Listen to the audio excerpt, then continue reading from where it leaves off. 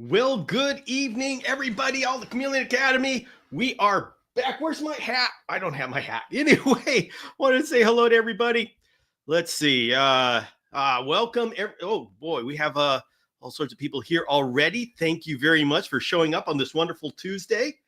And let's see. Mike Ben says Bill needs to put an AI Pirate King intro for Tuesday nights, like we get on Saturdays. Oh, now there's a good idea. All right, everybody. I'm going to work on that. I like that. Okay, Mikey Ben's also asking for an update on the Flappy Flaps. So, Steve, we do need an update on the Flappy Flaps. You know what? I got an idea. I'm going to move things around. That's right. I'm going to switch things around because I keep... Okay, the world is going to be moving all over, people, but that's okay. Let's see. Just give me a second here to get this together. And there. Now, when I look at the chat, I'm actually kind of looking at the cameras. We like that. Yeah, Bill is looking for his hat. Yep. Hello, Scott, Juicebox Podcast. We finally have a name. Hello, Scott. Very good to see you. And Dylan's here. Jonah Brown. I think that's a new name for me. Dean. Oh, my goodness. I just got some grasshoppers for Dean. And I tell you, if there's one thing that's going to break a Parsons brumation, it's grasshoppers. So, Dean, thank you so much for those grasshoppers. He does the Dragon Hoppers account. So, hey, Brittany. Hello. All right, everybody. This is the Tuesday night. Let's see. I need to be more centered here. Maybe I need to move. There we go. Yeah. Okay. So this is the Tuesday night open question and answer, and so this really is for you to ask your questions. Whew. I'll start talking. I'll tell you a little bit what's going on here in the Chameleon Academy.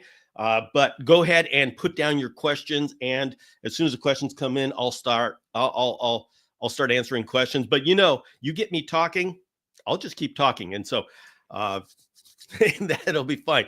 And I am having a grand old time taking care of the babies. You can see them up there. I'm putting together some other enclosures, and my project is I want to show the different enclosures. So the different enclosures that you can make for the baby chameleons. I really love those because they're a very good balance between a smaller cage and and giving enough room for microclimates. Anon is asking, are you doing a cage review today?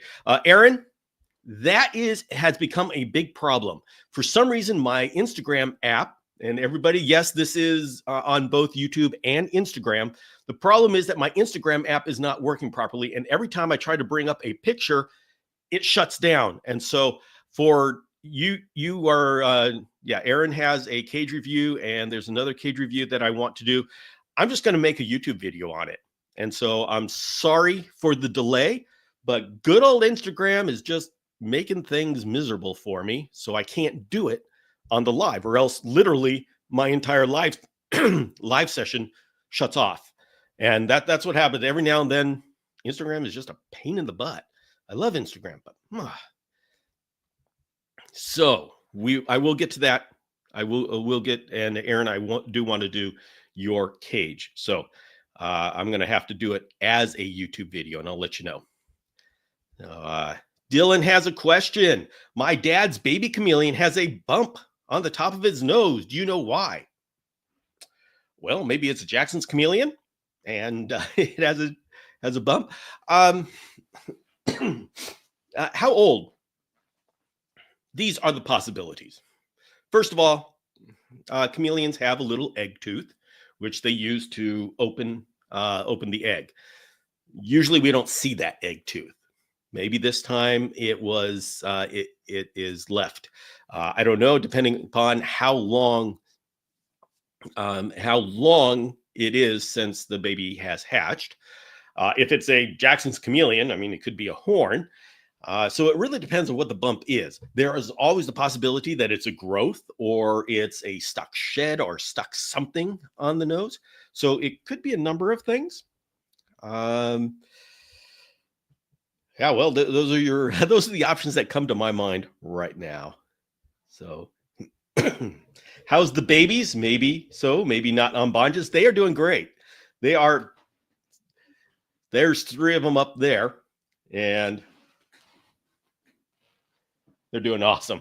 I just can't wait to grow them up and see what they are. For those wondering what Mike's talking about, these I got some hatchling chameleons in, and we're not sure what locale the female is. And as anybody who's dealt with panther chameleons know, that the females, you can't tell the difference. They all look alike. So it's if you want to tell what a female is, then you have to have her lay eggs, and then you have to grow out the babies and see where they came from, and hope that they aren't a mix. See if for whatever reason she got mated. We're assuming that she got mated in the wild, and then she had eggs, because if she has eggs when she first comes in, that's they have about a 30-day gestation. Chances are she made it in the wild. We want to make sure she didn't mate in at the exporter's facility, because that would totally mess everything up. We don't know if the exporters, how careful they are. The exporters have been getting much better. We've got much higher quality exporters these days, but we just have to make we have to, we can't assume anything. So hopefully when these babies grow up, the males will show us obviously what kind of locale she is. And if it's like it's probably she was labeled Umbanja. So I'm hoping we've got a bunch of wild type Umbanjas here, which would be very cool. I'd be excited. I love the wild type Umbanja look, and so I would be excited if that was them. But you know what? I love all the Panthers, so I don't care which one it is. I'll be happy with any of them. So let's see. Hey, hello, Annabelle. See, Isaiah's asking, what do you feed your chameleons bee pollen? I use bee pollen as a part of the supplementation. And so, yes, I do that. Hey, Val, Aaron made it from Instagram. Excellent. Yeah, everybody, I love my Instagram audience, but unfortunately, YouTube is a more stable platform, and I can do so much more on YouTube. So if you make the trip to YouTube, if you can. Let's see. Sharpsticks is saying, I have a senior chameleon, 5.5 years old. He is doing well and is happy and strong, but I'm worried he has some arthritis developing. Can you give any tips on keeping him comfortable and active? All right, Sharpsticks. Yes, as chameleons get older, they can get arthritis just like we can. Also gout, and their joints tend to swell up with the uric acid, and there are some medication that can help, but in my experience, it's never really been able to solve the gout. You know, when panthers get older, you know, it's just like human beings. The body there's problems. It starts shutting down, and I know it's not a comfort, but it's a good thing that we're seeing these things. For us to be able to see old age problems with chameleons, it means we're doing something right with our husbandry. It's like you don't see old age problems until they've lived their life. So this is a good thing that we're seeing it, but of course we want to take care of our chameleons.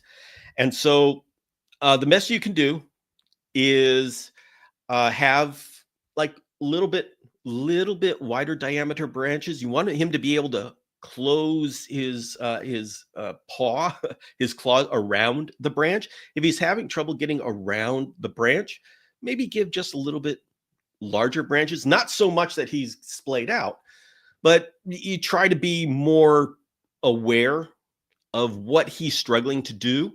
Every chameleon, when they get old, they're going to have different things that they struggle to do. So use those 5.5 years of being with him and getting a feel for his personality and his mannerisms to see what things he's now having problems with, and just make small adjustments to make life easier for him. Eventually you have a, a cage that is real. You put the cage up high, but you have the cage that's only like 12 inches high, 24 inches high, and a branch that goes across. So if he falls, he doesn't fall far. So, I mean, that's the kind of thing we start getting into. But yeah, keep an eye on him. We love our geriatric chameleons, and it's something that I am dealing with education about hatchlings right now. But the next thing I want to get into is talking about how to take care of old chameleons. So I think I love the fact that we as a community are to the point where that is a topic. I love it. Brittany's asking, what is the longest gap between the first and last panther chameleon egg hatching a clutch that you've heard of? A couple of months? Well, actually, I forget if it was a panther, but there was one that was like 6 months. It's like, I think it was another species. But if the egg, just for whatever reason, gets the signal to stop development, go into a diapause, it can last a long time. But with a panther, I believe I've experienced 4 months. I've heard from other people as well. So, as long as the egg is white and healthy, we keep incubating them. Okay. Wayne Beatties is asking, how are the Brevs? I know they're good, but I'd like to know how they're doing. Wayne Beatties, they are doing great. The background behind this question is that I hatched out 3 Kaluma brevicorn.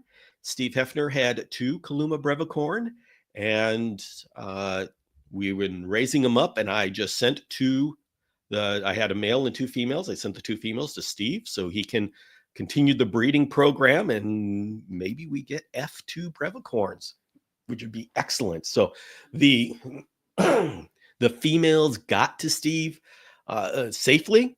They were delayed, so it took more than a day, like it's not supposed to. But anyway, they survived. They're doing great. They're eating, they're drinking, and so we are all going forward. And I hope to be able to give you great reviews over the next year. Before the end of the year, I think we may be able to have some matings. They're that old, so maybe by late summer, but that's just my estimate. They do whatever they want to. They don't listen to us. So Jonah is asking, is it okay that my chameleon is dark most of the time? No. I mean, it depends on the chameleon, but there's a reason why he's dark. And dark, if that's not a natural color for the species of chameleon, it's not a good idea. There's something going on. He's either cold or he's stressed or depressed somehow. So if they're dark most of the time, then you keep an eye out for what's going on to try to get to the bottom of why. Often that's because they're not warm enough. So just look at his other behaviors. Is he hanging out under the heat lamp longer than he should? That may be a sign. So yeah, it's time to look at some of the other aspects. Hey, Mason's Turtles. Hello. Oh, no. Hey guys, it's me, not Mason's Turtles. It's Mason's Monsters. Okay. Well, hello, Mason's Monsters. Welcome. So let's see. Moises Contreras, probably messed up the pronunciation of that. What do you think about foggers? I know you run yours at nighttime, but I have one that has set humidity, and usually my humidity is low, so most of the day it's on, but my breeder says it's no good. Okay. I got to be careful how I answer this. Okay. It is I'm sorry. Hmm. The sound bite that you shouldn't run your fogger during the day is well-meaning, and it it is in place, and it is said to avoid people fogging while I've got the heat lamp on and creating uh, a, a steamy mess. But if your humidity is low, then you need that fogger going. You need a humidifier, fogger, mister, something going. And just don't want 100% humidity, because the hotter, the warmer the air, the more water it holds. And there's so much water that we want them to breathe in. After a while, it gets stuffy and difficult to breathe, just like us. When we go out and it's really, really humid and it's really, really hot, it's like, I mean, we don't want our chameleons to go through that. So if your humidity is low, then yes, do whatever it takes to get that humidity high. It doesn't matter the temperature. Like when I get the Santa Ana winds coming through here, the winds coming off of the desert, my humidity can go down to 13%. And I can tell you, my foggers, misters, they're going on all the time. I put them on and they are going on 24 hours a day. That's because the humidity is so low. So if your humidity is low, don't worry about it. It's not saturating the air like it would be if your humidity was 100% and your temperature was 85%, 85 degrees. That is the situation we're trying to avoid. So if you've got low humidity, lower than 50%, go ahead, keep the fogger on. And what your breeder is probably saying is repeating I call them sound bites because they're a simplification. And we in the chameleon community, when we're trying to communicate things, we're trapped into this difficult situation where people don't have a whole lot of time. They don't sit and listen. That's why I love my podcast, because when people come to my podcast, they sit and listen for 30 minutes. And so I can explain everything around it. But you go on social media, Facebook or any of that kind of stuff, you got to give a one sentence or else the attention span is gone. And so we've come up with these little sound bites, which are mostly true, and they're meant to keep people safe, like they're over safe. And that's when you're talking to someone just starting off, you need to make sure they're overly safe because they can't handle all this different information. And believe me, chameleons are complicated. And I've spent decades trying to educate on chameleons, and I struggle with how much information do you give up front? And you can't give so much information because people are just taking away little bits. And that's how we are with anything new. Is the first time we hear it, we take away little bits and pieces from it. We can hear the same thing again, and we take different pieces from it. And chameleon husbandry is one of those things that's so complicated that you got to listen to something 5 times to really understand it, and then you've actually got to do it to understand it. So this is the situation we're in, and that's why you get a soundbite that isn't 100% true. Now that you've been thinking about it, your mind is open for, okay, how can this be? When is this true? And when can I fog during the day? So now you're at the point, you're asking the right questions. And so this is the answer. So, and everybody listening, this is normal. You start off with this deluge of information, you're overloaded, and you take away the most simple concepts, you implement them, and then you say, hey, well, what about this? Okay, so that's our next step. And now we're ready to understand a different facet and different perspective about that one little bit of information. It's the same with everything we try to learn. So hope that explained why your breeder is saying something that is true, and why, yes, I say you can fog during the day. It's not saying they're wrong. It's just saying it's time to add another facet to your understanding of that statement. What's a good humidity for 3-month chameleon? 50% during the day and 100% during the night. Temps seem about good. what you usually have on your chart. Okay, good. Yeah, I generally say for chameleons 50% during the day, 100% at night, and that's a good general range for at every chameleon that we have in captivity.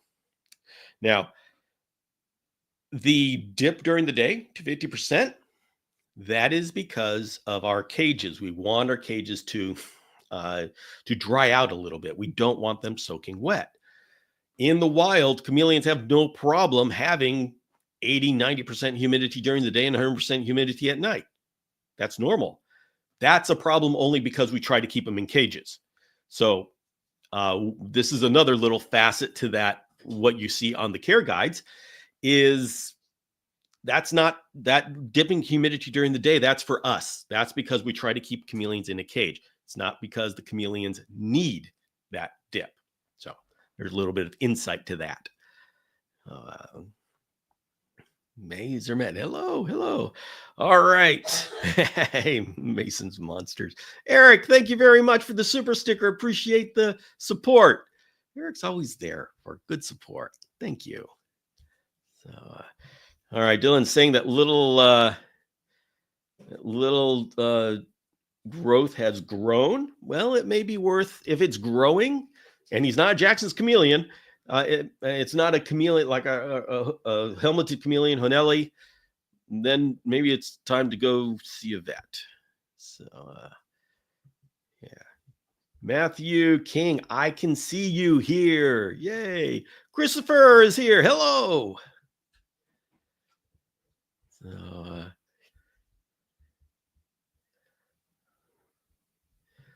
let's see. Brittany's saying, I am at 2 months right now. Some of the eggs hatched January 1st. Still waiting for 9 from one clutch and 22 from the other. 2 months. Oh, yep. They do that to us sometimes. And so we have the chameleon. You can have chameleons ready to be sold, and their brothers and sisters are still hatching. So how long does it take the average panther chameleon to take to hatch? Between 7 and 9 months. That's average. But every one is different. I mean, I've had some panther chameleons go 14 months. I mean, okay, something went wrong.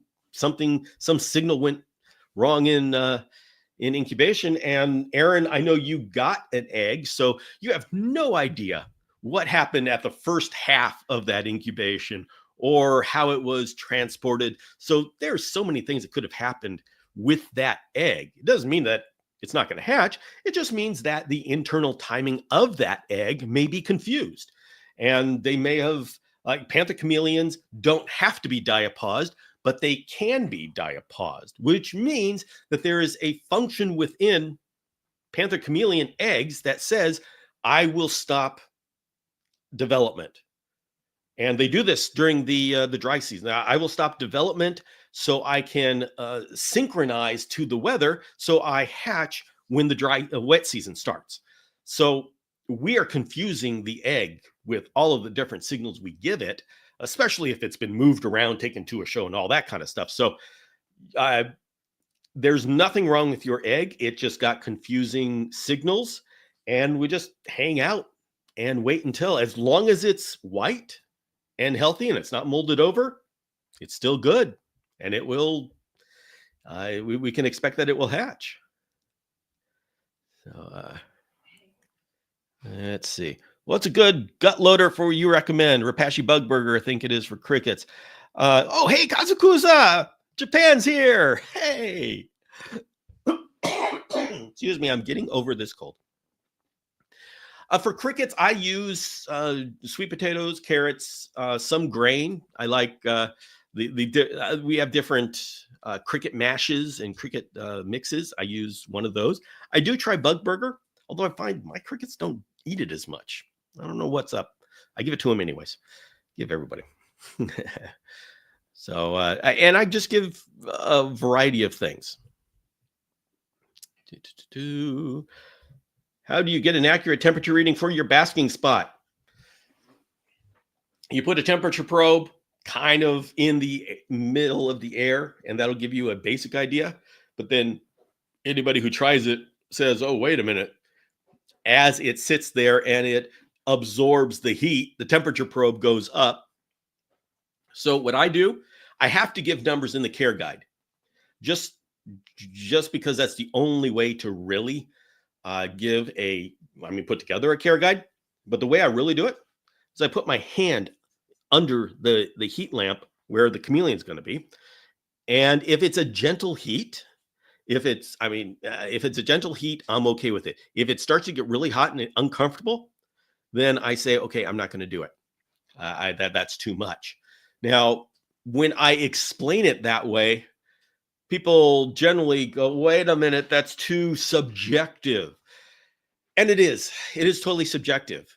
And I wish there was a better way of doing it for chameleons, because our chameleons are in the middle of the air. It's not as easy as, okay, where's my basking spot that the lizard is going to lay down on? So it's challenging, but we've been doing pretty good. So use a temperature probe. They'll give you a basic idea, and then use the back of your hand as a subjective test. So, and yeah, some people are going to have different opinions as to what's hot and cold. Now, I've heard a very strange there's some people who say, oh, that doesn't work because your hand is at what, 97, whatever our body temperature is. I forget what it is. Although that's our body temperature, that doesn't mean we can't detect different temperatures with the back of our hand. We know what cold is. We know what room temperature is. We know what hot is. So our body temperature doesn't change our ability to detect temperature with the back of our hand. Oh. See, N5TD says, in the smaller bioactive enclosure, do you free range feeders or use feeder cups? Luke, I use feeder cups and I free range. I actually do this thing where I get this. Well, here, I'll show you.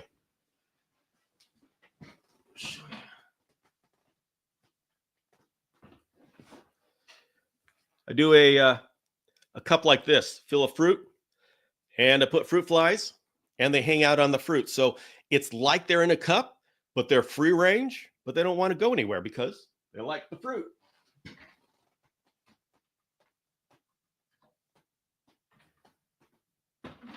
So there's an example of what I do with crickets. Okay, Jonah says it's a veiled who is brown. Yeah, Jonah, if your veiled is dark, I'm guessing that it's a temperature thing. Let's see. What if my chameleon doesn't eat from the feeder cup? Well, then you're going to have to give it something different. Usually if they don't eat from the feeder cup, it's because either the insects aren't moving, of which that's a problem no matter what. The chameleons like things that move. Or two, they're already full, of which, okay, mission accomplished. Maybe skip a meal or two. But so make sure everything is moving, and if they're moving, then either the chameleon is full or else there's something wrong and they're not feeling very well. So are there other things that you need to look at? Are the eyes closed? Or the lethargic? These are kind of things to look out for.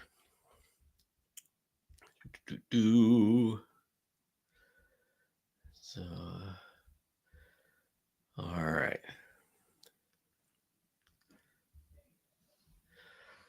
All right. We have Juicebox Podcast. Oh, wait a minute.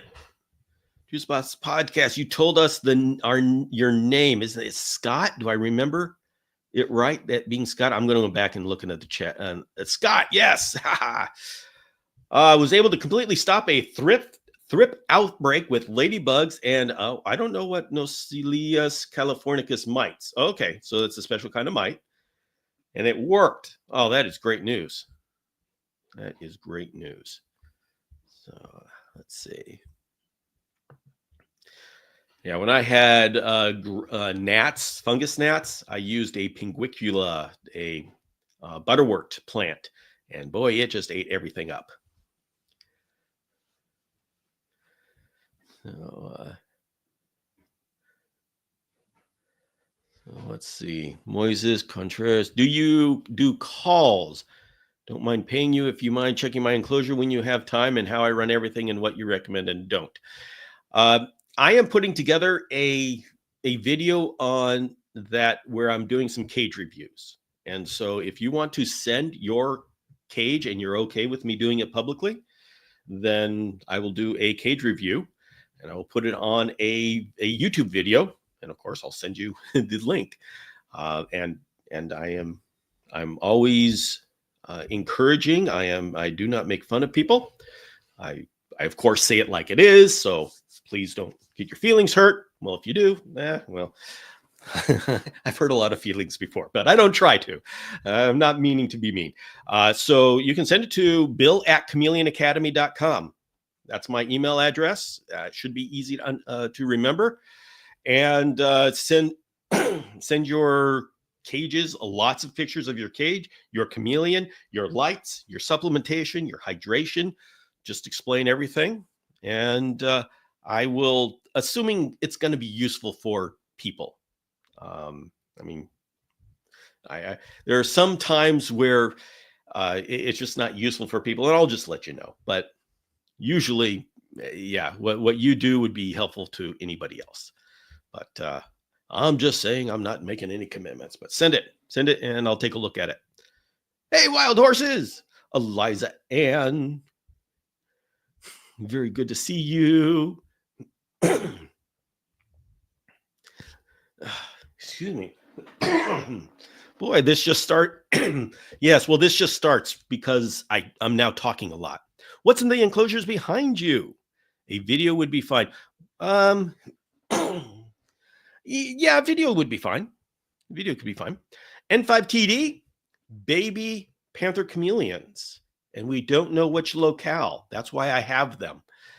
This was, they were sent to me by someone who wasn't sure what the female was. And of course, when you're not sure what the female is, you have to raise up the eggs that they produce and you look at the males and they say, okay, now I know what the female is. And I said, please allow me to do that for you. And so I am raising these up for him and I will sell them for him. And in exchange, I get to share with you the entire process of raising up hatchlings. And I think that's a win-win situation for everybody. So that's what's going on. Jonah saying, what's a good temperature for a veiled chameleon female? Mid 70s ambient, 82, 85 basking, and in the mid 60s at nighttime. And they can go lower at night. They're a high altitude species. It's amazing how low they can go. So, Bill, do you turn your heat lamp off when misting during the day? Yes. Well, I turn my heat lamp off. I just have my heat lamp on for a couple of hours in the morning. And that's because I have hybrid cages. The heat, if I have the heat in these cages, the heat will build up and will become a problem. The whole idea of leaving the heat lamp on all day, that comes from screen cage husbandry, where you don't heat up the cage in a screen cage. But hybrid cage and glass cage husbandry is different. So I only have my heat lamp on for a couple of hours in the morning, so my chameleons can warm up, and then they're off. So I don't have a specific, the misters are coming on, so I better turn the heat lamp off. They just don't ever meet. So let's see. What's the best cage you can get? There's so many cages available right now. I have the Dragon Strand Chameleon Caging Company, and it's a mid-range. It used to be the high end, but now there's a lot of other cages out there. It's now mid-range, and so that's the situation. How long does it generally take a new, about a 5-month-old panther to adapt to his enclosure? Very quickly. They come into the enclosure within 24 hours of saying, okay, I understand it. Now, with a caveat, that is assuming that the enclosure is properly set up to where they have hiding places. the first thing, I mean, and this is just a model of the first thing that a chameleon will do. Every chameleon's different, but a standard chameleon will go into his cage and just go round and round and figure out the borders to his territory. And then they may hide out for a while. They'll find a nice place to hide behind the leaves and look around and see, just get a feel for what's going on in the area. And this is about 24 hours. Really, they adapt quite quickly. I do not worry about moving chameleons from cage to cage. They adapt very quickly. Let's see. Stinky says, I really wish I could achieve 80 to 90% humidity without keeping a saturated enclosure. And that is one of our biggest challenges. For us to maintain humidity in a small enclosure, especially in a room that is of low humidity, we need to block ventilation. When you block ventilation, you start having stagnant air. And so it's always, that's our challenge. It's always a balance. How do we get just enough air exchange, but not so much that we lose our humidity? Yep, Stinky, we are all there with you on that one. All right.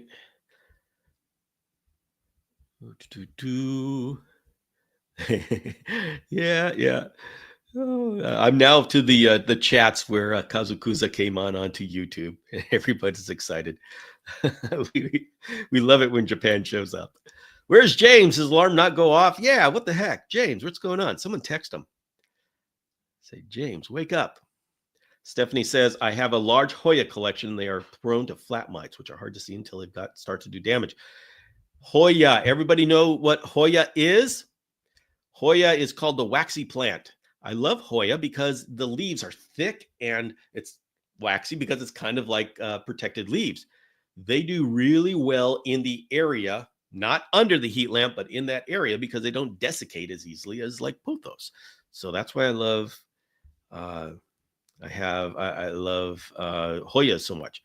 Hey, Michael's here. Hello, Dr. Nash. I assume that's Dr. Nash. Michael N.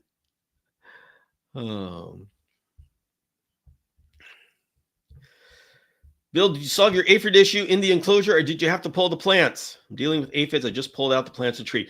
I had a whitefly issue and I had to pull the plants.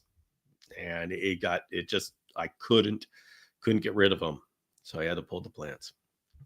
Do I need to feed plants to my chameleon? Daniel, no, you do not.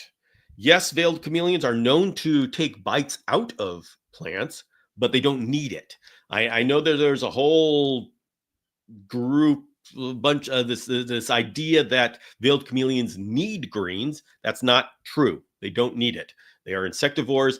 They instinctively eat the greens. The best we can tell is that they're doing it for roughage, because in there, the hypothesis is that as babies, there's a lot of caterpillars that they eat, and so eating plants provides roughage to move the caterpillars through the system.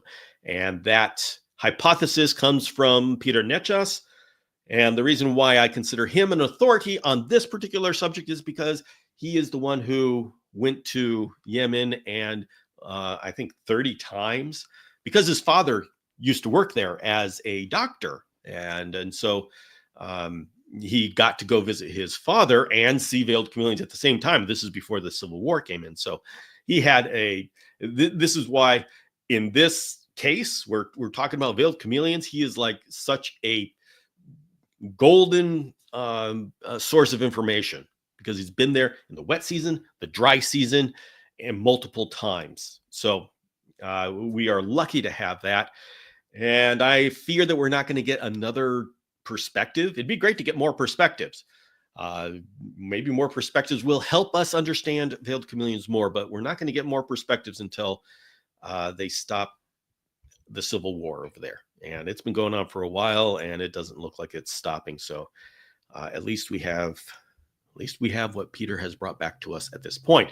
And if you're interested in hearing specifically from him about the habitat about Yemen, then go to Chameleon Academy, the Veiled Chameleon profile on Chameleon Academy. You scroll all the way down to the bottom and you have a bunch of lists of podcasts. These are audio podcasts. This is back before I did all this YouTube stuff. I had an audio podcast about chameleons and I did all these interviews. And so the interviews are there. So you don't have to trust what I say. Go back to those interviews. You can listen to him in person and he has a firsthand account. So there you go. There you go. Let's do.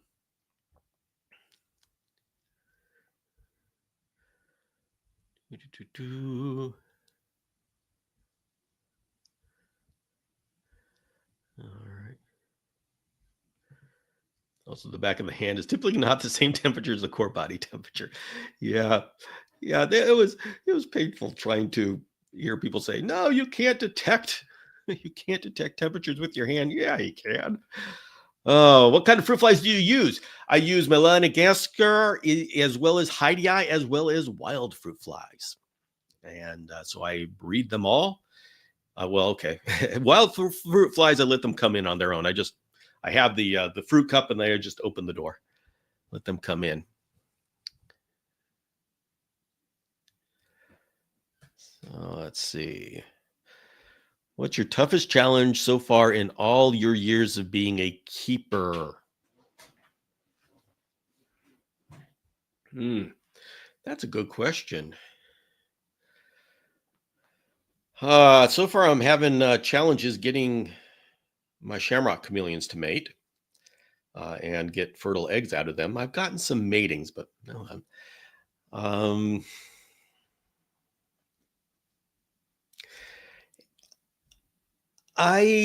I think the biggest challenge is getting solid, good information out and getting it widespread. It's been very strange how it's not just getting information out, it is getting over all of the misinformation. And we have people that just grab onto that misinformation and hold it so tight and just keep repeating it over and over and over again. And they don't want to change. They don't see it as, okay, I'm getting better. They see it as, okay, I'm losing if I take on this new information. So it just gets spread more and more and more. Like this whole idea that veiled chameleons need a 12% UVB or 10.0 UVB. And panthers need 5.0 or 6%. That is completely incorrect. Both panthers and veileds can use both bulbs. And we've known this for years and years, yet you still see that on Facebook being completely regurgitated over and over. And there's admins that regurgitate that. And the admins should know better because I've personally corrected a number of those admins. But you know what? You can't correct admins because the only way you can correct admins and change what they say is if you educate the community and the community corrects them. That's the only way to do it. So the hardest thing is fighting against the misinformation that's coming from the community itself. I mean, just tell people, so anyway, that's the toughest challenge. But as far as in chameleons, way back when it was to get my Daramensis to lay eggs, I finally got that. And that was one of my favorite achievements. And nowadays it's learning how to get the Kaluma thing down. And the thing is, when I learn something, I don't consider me having learned it until I'm able to explain it in a way that somebody else can do it. Otherwise, it's just luck. I mean, I can easily get in a Kaluma, a Parsons, whatever, and have a wild-caught female lay eggs. Okay, so now I'm a great breeder? No, I'm not a great breeder. I'm not a great breeder until I have been able to do that with ones that I have acclimated and I've mated, and then I understand it enough that I can document it so somebody else can recreate what I've done. So that's my measure as to when I've actually learned something. Beyond that, it's just luck. And so that's how I see it. Are pygmy chameleons best suited for glass enclosures? Hmm. Well, pygmy chameleons like high humidity, so it just depends on your what your environment is. Glass is often a good cage type to use, but if you have a very high humidity environment, screen would be good. So, are pygmies hard to care for than the larger chameleons? No, they're actually pretty easy. But then again, larger chameleons are easy. It's just, do you have the right equipment? Larger chameleons get more difficult because if we keep them in smaller cages, which is the improper husbandry. So it's just the only reason they're harder is because you need more expensive stuff. So, but no, they're pygmy chameleons, regular chameleons, Parsons chameleons. The difficulty, at least the understanding of their parameters, is not harder. It's just you just have to implement the correct parameters. I think that's the thing. And we have the information for all of them. So you just have to find the right information from the people who have actually done it, not the stuff that you just find on Google that is AI generated. You actually got to do the research into where the information is coming from.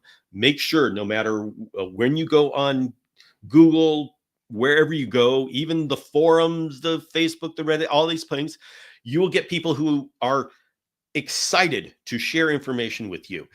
It's important that you go to the back and say, okay, where did you get this information?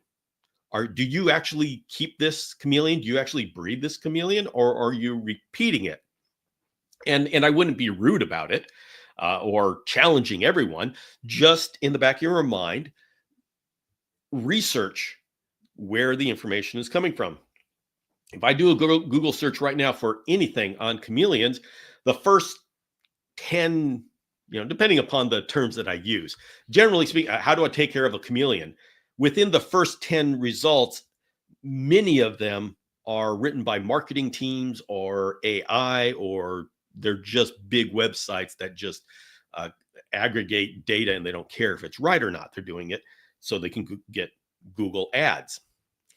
And so you've got to say, okay, who's the author of this? Type in that name, whoever the author is. You'd be surprised how many of those authors never have had a chameleon, or how many of these authors have not had the chameleon that they're talking about, or have not bred chameleons. And so you your eyes really get opened when you start typing in names of people and figuring out what their background is. And I make sure that whatever I write, those things that chameleons that I have had personal experience with, like when I write about panther chameleons, veiled chameleons, Jackson's chameleons, I've had all three of those multi-generation. I've bred them for multiple generations. And so I can talk about every aspect of their life cycle. Something like a carpet chameleon or a jeweled chameleon. All right. I haven't had them for the entire life cycle. And so I will collaborate with someone who has. And so that's why you go into my care guides and you start seeing sometimes I'll say, and this care is based upon this person's experience. So I make it a point to share where the information is coming from. And so you should do that with any information that you get on the internet or on the forums or on Facebook, anywhere. What is the experience of the people giving you the information? And even better, figure out who the people who have experience are before you ask the question. And then you can ask the question in the right place, because everybody's going to want to give you an answer and they will give the best answer that they can. But it's unfortunately not always the right answer. So, Michael Nash is talking about the paper that he is publishing about the plant, saying when it's published, I'll post it open access to the Chameleon Enthusiast Facebook group. Excellent, excellent.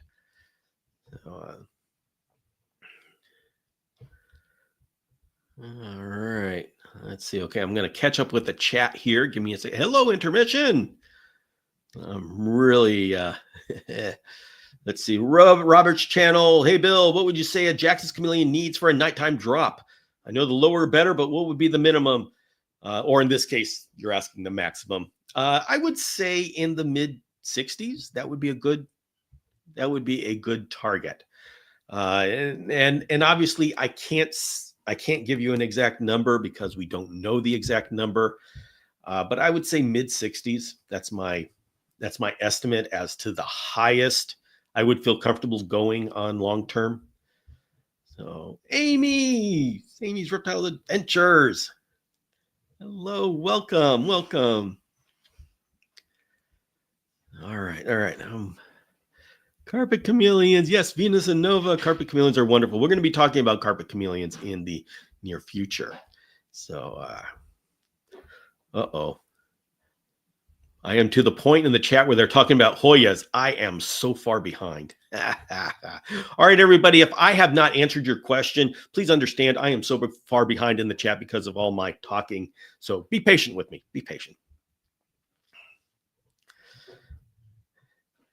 Noah. Hello. Howdy, Bill. On the subject of hybrid cages, is there a general preference on the bottom or top half of the enclosure being glass to retain moisture and humidity? There isn't a general preference because there isn't a standard situation. I would say glass is a great way to retain moisture and humidity. It also retains heat. But if you really want to be effective, it has to be like both hybrid and glass. The entire cage has to be made out of it, except for the top and some vents at the bottom front or bottom side. It doesn't matter, near the bottom, so you get that chimney effect. The thing is, when you just have half the enclosure, it just isn't enough to really hold anything.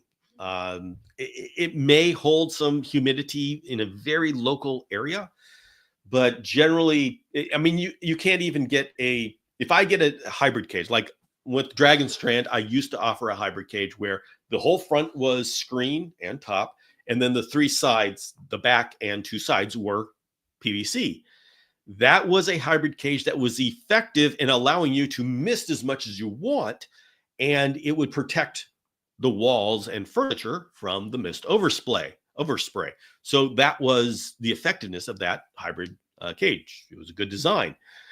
But as far as keeping humidity in, there was way too much ventilation just by having, I mean, if you just have a screen front, I mean, you've got a lot of ventilation there. So if you want to start retaining humidity, you really have to close in the sides, the back, the door, the little service door, just have like a 1-inch strip.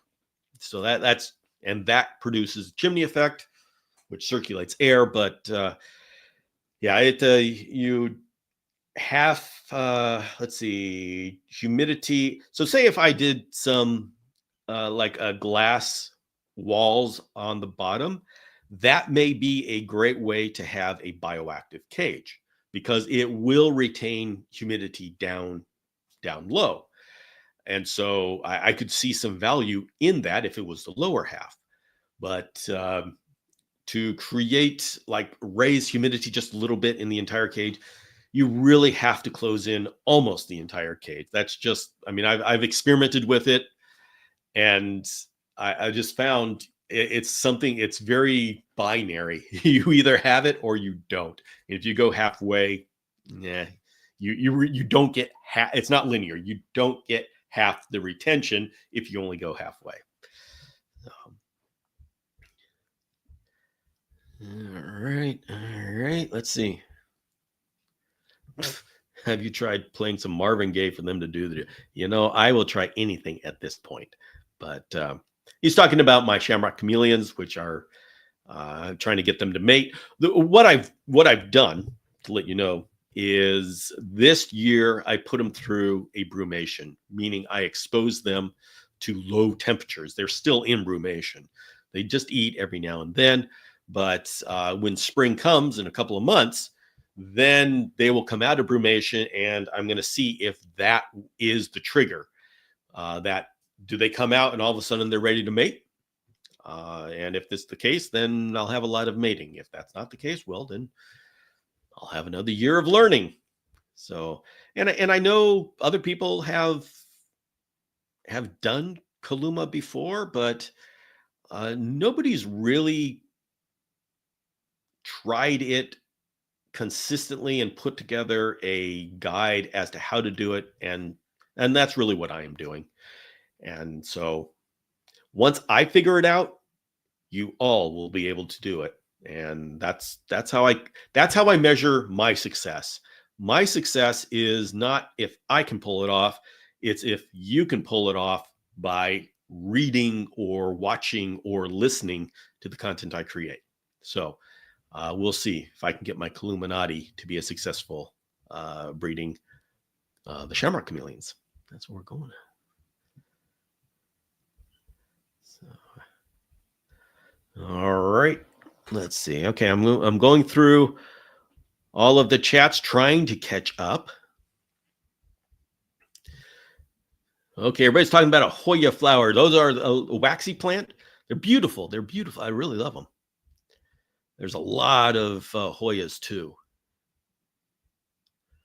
So Stephanie wants to run a chameleon coffee shop that sells house plants. That would be a dream. That would be so fun.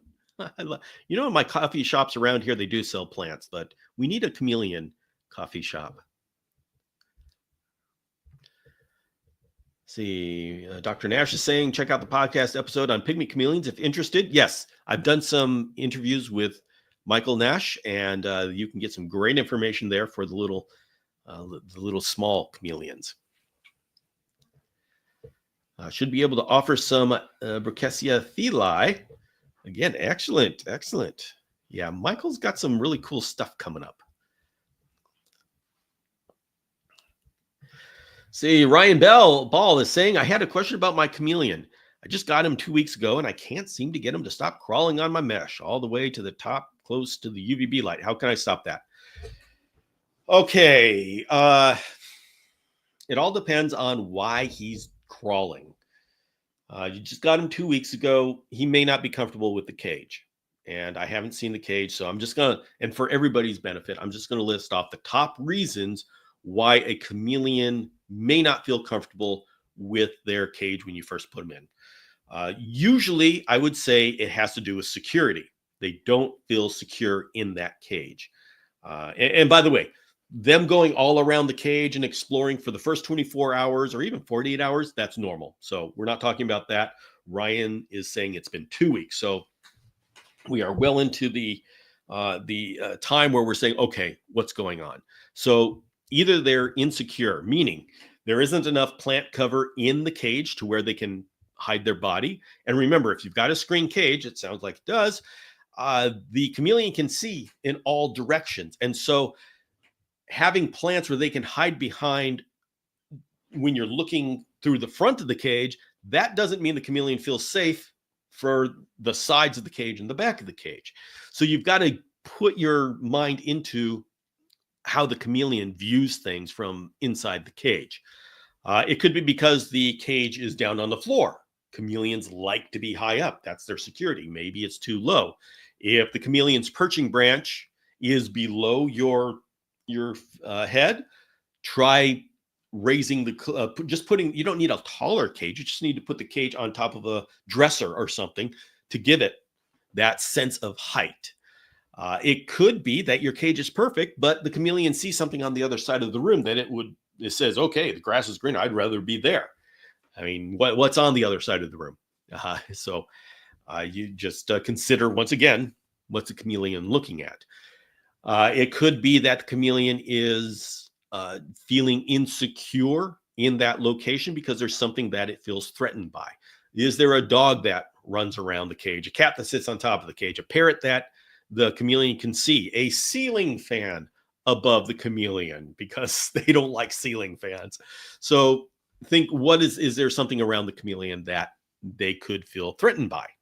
And so these are some things to ask. And it's not going to be the same thing every time. Every situation is different. Every setting is different. And so this is where you got to play detective and figure out what's going on inside your chameleon's head. But usually it has to do with your chameleon feeling secure. And once they feel secure, they'll settle down.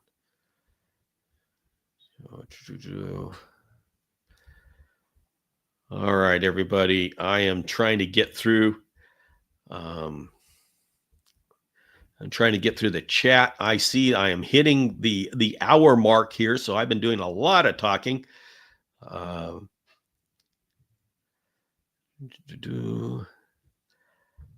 Boy says, I want a carpet chameleon and am a child. Should I get it? Depends on how much support you have. Usually when I say when children want chameleons, the question is some children do great with chameleons and some children don't. If you like something to hold, chameleon's not a good thing. If you're the type of kid that likes to just watch things, then a chameleon might be a good thing. Do you get obsessed with something and long term, so you just stay with it? Chameleons are good. If you enjoy something and then you go on to something else, chameleon's not so good. Usually your parents can help you decide whether you'd be good. Generally speaking, when a parent asks me if a chameleon would be good for their kids, I say they're great for kids as long as it's your pet and you take full responsibility for making sure it's taken care of. Do not use a chameleon to teach a kid responsibility. That's just not fair to the chameleon. So that's what I say. Let's see. John K. Neeb says, my chameleon crawled on my screen top for the first month. It wasn't until I got a UVB meter that I found out my branches needed to be 2 inches higher. Doesn't screen climb anymore. Excellent. Excellent. Yeah, there's all sorts of, every situation is going to have a different solution, and the skills that we as chameleon keepers have to develop is being a detective and figuring out what is that one thing that is freaking out my chameleon. I mean, it literally could be a flag on the other side of the room and the chameleon doesn't like the color. Every chameleon is different.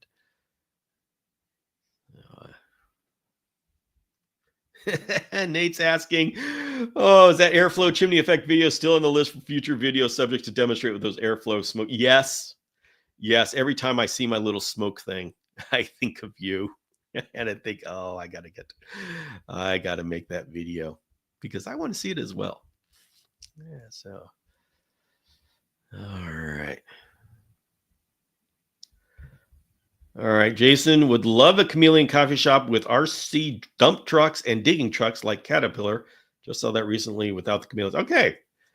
So we have plants on one side, open dirt on the other side for everybody to play with the remote control earth movers, and the chameleons and coffee. I think we're putting together a pretty good solid business plan here.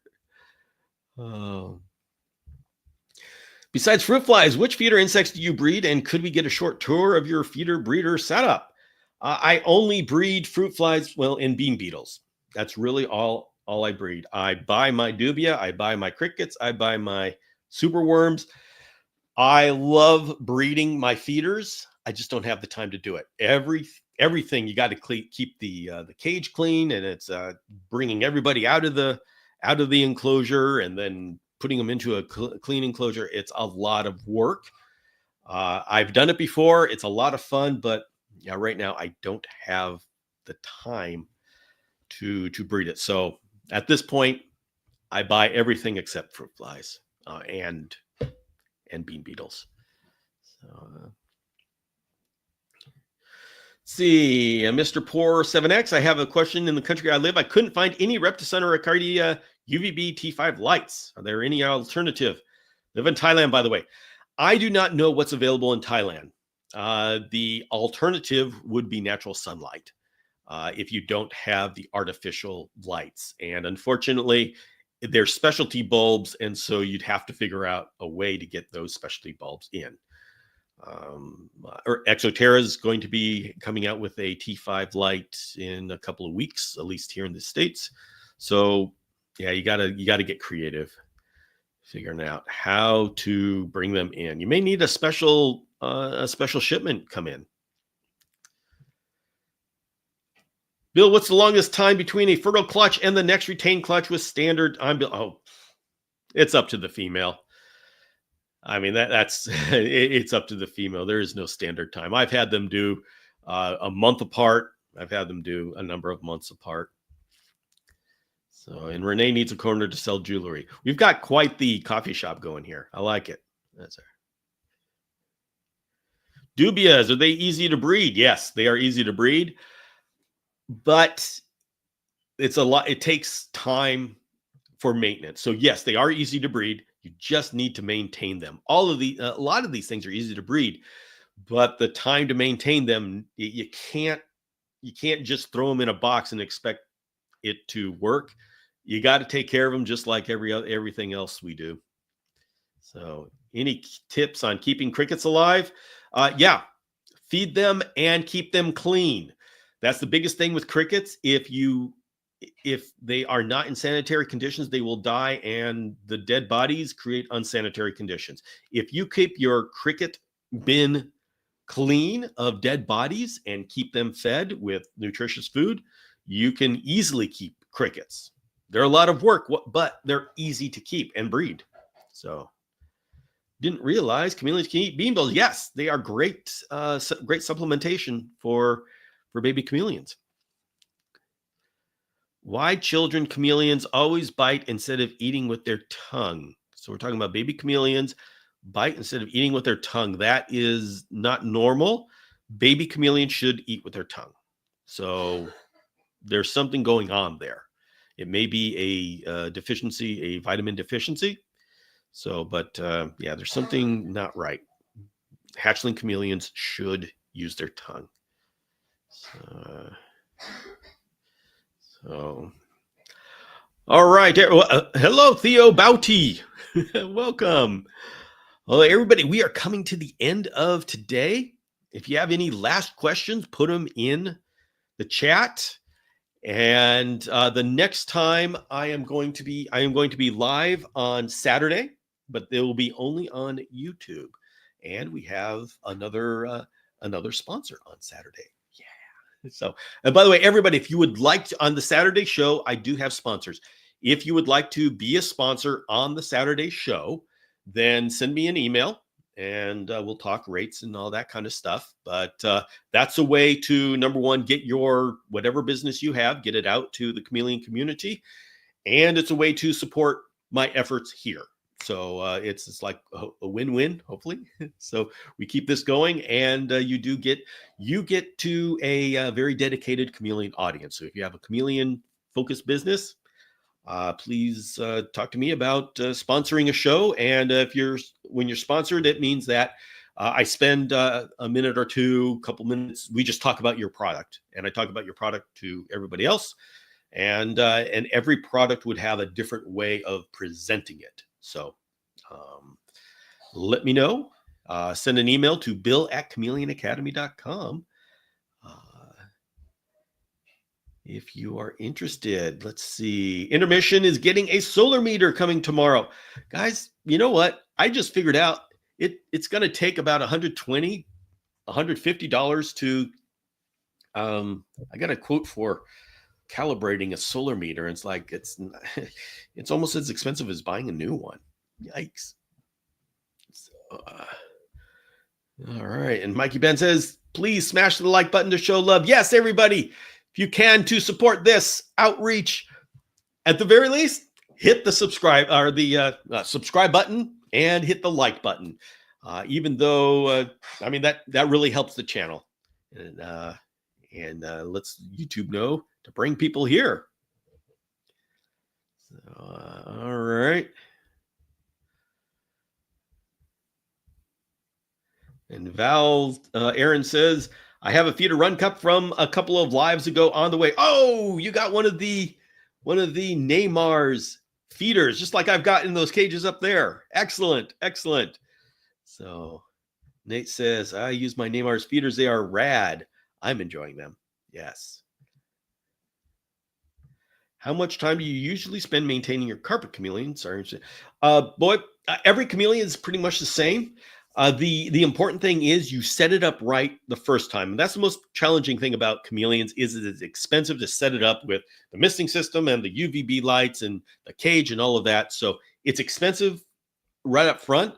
But after that, it's actually not that much time every day. Because I make sure that the reservoir is filled up with the Mist King. So the mister and the fogger go off automatically. I just make sure the water's filled up and make sure that the cage and the feeder run cup are clean and the feeder run cup has food on the appropriate days. And then I have to take care of the feeders. That's it. So it's not that much. And of course, it depends on how much you automate it. You can make it so it takes hours a day. But of course, we don't really want that. Excuse me. Yeah, see, this is what happens when I talk too much. Let's see. Do bean beetles go through the screen? If so, how do we keep them inside? I generally feed bean beetles. I don't think they go through. They don't go through the screen. They generally climb on the screen. But I only feed enough bean beetles so the chameleons eat them as soon as possible. So, hello, Bill. What do you recommend gut looting feeder insects? I see a lot of conflicting do's, don'ts online. The reason why you're seeing a lot of conflicting information is nobody knows. We really don't know what's the best way to gut load. And so we essentially just throw everything at it. And we don't know how insects process what we're feeding them. And so we're guessing as to what we should feed them, what we shouldn't feed them. And whenever we are guessing, a lot of people have different opinions. And so people get into fights. And so it becomes a big mess and a conflict. Give me a second. Sorry about that. I've been talking a lot today. So I give fruits, vegetables, and grains. I do sweet potatoes, carrots, apples, even some oranges.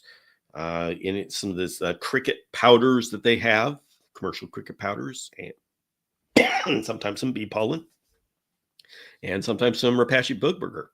So that's what I do. Whew, all right. My voice is giving out on me. So Dylan's back. Dylan, welcome back. Although I'm going to be shutting down now. Thank you all very much for joining me here. I'm going to go and get something for my throat here. So please have a great week.